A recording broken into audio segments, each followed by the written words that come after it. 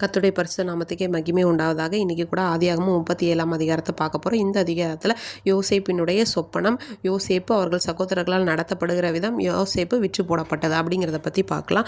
இப்போ யாக்கோபு கானான் தேசத்தில் குடியிருக்காரு.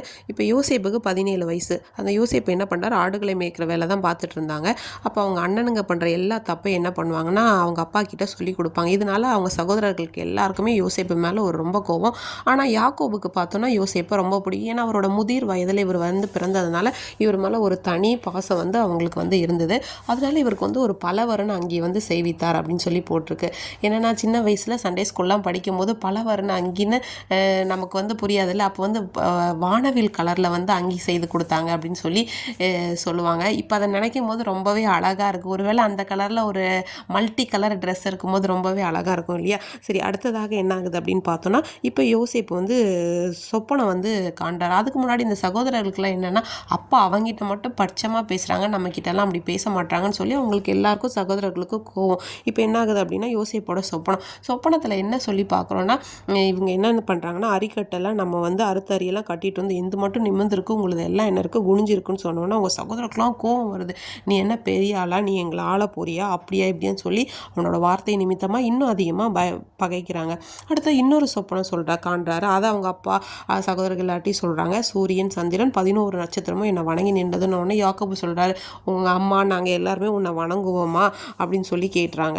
அதுக்கப்புறம் ஆனால் அதை அவர் மனசில் வச்சுட்டாங்கன்னா அவங்க சகோதரர்கள்லாம் என்னது ரொம்ப பொறாமையை அவனை கடிந்து கொண்டார்கள். அதெல்லாம் ஆனால் மனசில் வச்சுக்கிட்டே இருக்காங்க. இந்த சமயத்தில் என்ன ஆகுதுன்னா, சிஎம்லாம் அவனுடைய சகோதரர்கள்லாம் ஆடு மேய்க்க போகிறாங்க. அப்போ அவங்க அப்பா யாக்கோபு சொல்கிறாங்க, நீ வா, நீ இந்த சாப்பிட்றதுக்கு எல்லாம் பொருள்லாம் எடுத்துகிட்டு போ, அவங்க எப்படி இருக்காங்க, ஆடுலாம் எப்படி இருக்குன்னு போய் பார்த்துட்டு வா அப்படின்னு சொல்லி அனுப்பி விடுறாங்க. இப்போ போகிற வழியில் இவன் வழி தப்பிட்டான். அப்போ அங்கே இருக்க மனுஷர் பார்த்து சொல்கிறாங்க, என்னாச்சுன்னு கேட்கும்போது இந்த மாதிரி என்னோட அண்ணனுங்களை பார்க்க வந்தேன்னு சொன்னப்போ அவங்க இந்த பக்கம் தான் தோத்தானுக்கு போகலான்னு சொல்லிக்கிட்டாங்க அப்படின்னு பேசும்போது இவங்க அண்ணனுங்களை கண்டுபிடிச்சிட்டான். தூரத்தில் இவன் வரும்போதே அவங்க சகோதரர்களாக சதிய ஆலோசனை பண்ண, நம்ம இந்த குழியில் அவனை போட்டுட்டு அவனை ஒரு மிருகம் கொன்று போட்டுச்சு அப்படின்னு சொல்லிட்டு சொல்லிடலாம் அப்படின்னு சொல்லி கொலை செய்யலாம் அப்படி இப்படின்னு எல்லாம் யோசிச்சுட்டு இருக்காங்க. அப்போ ரூபன் சொல்கிறாங்க, வேண்டாம், அவனை இவன் கைக்கு நம்ம தப்பு வைக்கணும்னு சொல்லிட்டு அவனை அவங்க அப்பாட்ட திரும்ப அனுப்பி விடணும்னு நினச்சிட்டு அவர் சொல்கிறாரு, நம்ம இந்த வனாந்திரத்தில் குழியில் போட்டலாம் அப்படின்னு சொல்லிட்டு சொல்கிறாங்க. சரின்னு சொல்லி இவங்களோட ட்ரெஸ் எல்லாம் கலத்திட்டு யோசிப்போட அந்த பலவரன் அங்கேயே கலத்திட்டு அந்த குழியில் போட்டுறாங்க. அது தண்ணீர் இல்லாத வெறும் குழி.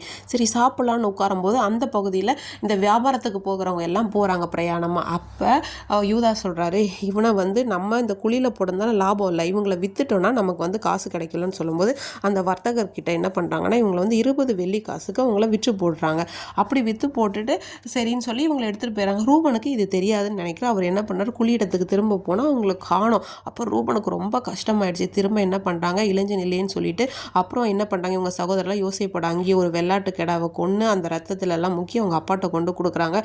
யாக்கோபால் அதை தாங்கிக்கவே முடியல. அவர் என்ன பண்ணார்னா ரொம்ப நாள் அவனுக்காக துக்கம் கொண்டார். இந்த இடையில யோசேப்பு எகிப்தில் பார்வோனின் பிரதானிகளும் தலையாரிகளுக்கு அதிபதியாகிய போத்திபார் இடத்துல விற்கப்படுறார்.